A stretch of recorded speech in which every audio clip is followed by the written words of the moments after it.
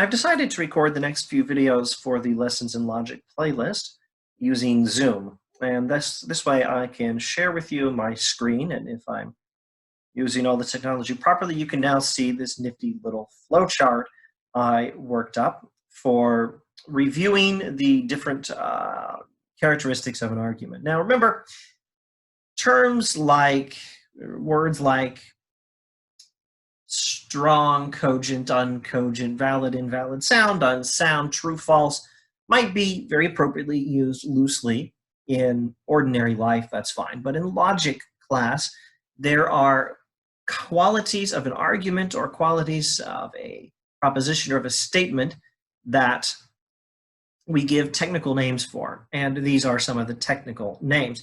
A statement or a proposition does not have any of these characteristics. Statement or proposition is true or false. It's not valid, invalid, unsound, cogent, uncogent. These are terms you may apply to a sentence, to a statement, to a proposition in a different context. But in logic class, we're using technical terms for very precise characteristics of statements and arguments that we're interested in. A statement is either true or false. That's it. An argument is not true or false. It's valid, invalid, sound, unsound, cogent, uncogent, strong, or weak. It's not always strong or weak. It's not always cogent or uncogent, but it's always valid or invalid and sound or unsound. So an argument is a set of statements, one of which is a premise, one of which is a conclusion, and one or more of which is a premise. So every argument is either valid or invalid. If it's valid, that means that the premises guarantee the conclusion. If the premises are true, then the conclusion must be true. If it's valid, it's going to be either sound or unsound, and that's it. Strength and weakness do not apply to valid arguments. Note well from this chart, an argument may be valid and sound or valid and unsound, but it's never valid and weak or valid and strong or valid and cogent or valid and uncogent. If it's valid, it only has two characteristics. It's valid and it's sound, or it's valid and unsound. One and two characteristics only, no more for a valid argument. If the premises are all true, it is sound, and if they are not all true, it is unsound. So a valid argument without all true premises is an argument whose premises do guarantee the conclusion. That is to say, if the premises are true, the conclusion must be true, but the premises are not all true, so not the best argument. The best argument, ideally, has all true premises and is valid, which means, since it's valid, the premises guarantee the conclusion, and since they're true, the conclusion must be true. This is what we call a sound argument. This is the best kind of argument if you can manage it. If an argument is invalid, that only means that the premises do not guarantee the conclusion. It's possible for the premises to be true and the conclusion false, and that is not necessarily bad. What's bad is if it's invalid and weak, which is to say the premises do not provide good evidence for the conclusion. All weak arguments are uncogent. So if an argument is invalid, if it's possible for the premises to be true and the conclusion false, it might be weak, which is to say the premises don't even have any good probability supporting the conclusion. And then we say it's uncogent.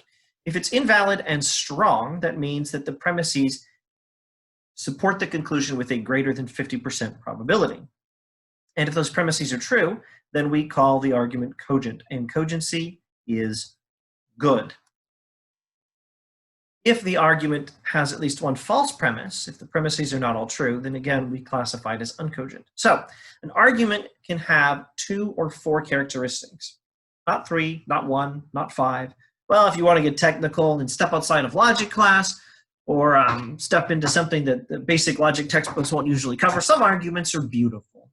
Some arguments might be very clever. There are other characteristics, but in logic class, we're really only interested in 2 or 4 characteristics that an argument has, and it's always going to be 2 or 4. It's going to be valid and unsound, or valid and sound. It's going to be